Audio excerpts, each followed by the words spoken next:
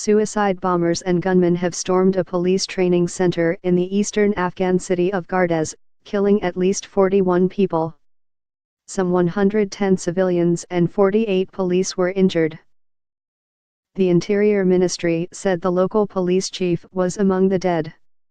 The Taliban said it was behind the attack, and is being blamed for a second assault in neighboring Ghazni province. The violence there left 30 people dead, most of them security personnel. At least 10 others were wounded.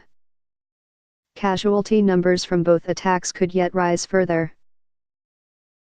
The violence at the Gardez police headquarters in Paktia province began when a suicide bomber detonated a car filled with explosives, before a number of gunmen launched an assault on the building. Security forces battled the militants for several hours.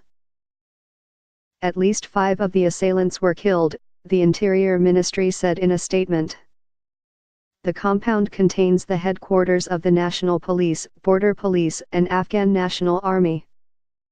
The victims included women, students, and police, Gardez Public Health Director Hidayatullah Hamidi told AFP news agency.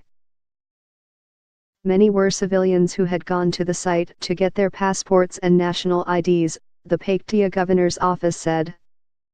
The local hospital has called on people to donate blood, saying it is overwhelmed.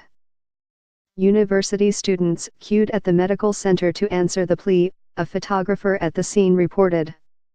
About 100 kilometers, 62 miles, away, Ghazni Police Chief Mohammad Zaman said dozens of Taliban had died in the assault there.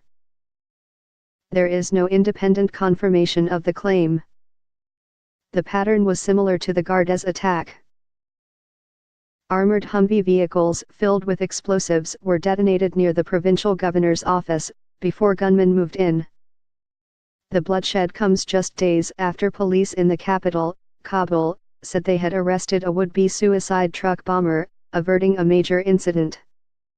The truck was carrying almost 3 tons of explosives and 2 bombs, which had been hidden under boxes of tomatoes. Afghanistan's army and police have suffered heavy casualties this year at the hands of the Taliban, who want to reimpose their strict version of Islamic law in the country. In April, then Defense Minister Abdullah Habibi and Army Chief of Staff Khadim Shah Shaheen both resigned after a devastating Taliban assault on an army base outside the northern city of Mazar-e-Sharif. About 10 Taliban insurgents dressed in Afghan military uniforms made their way into the base and opened fire. Around 170 Afghan soldiers are believed to have died. The country suffered another bloody assault just a month later in May, when a truck bomb killed more than 150 people in Kabul.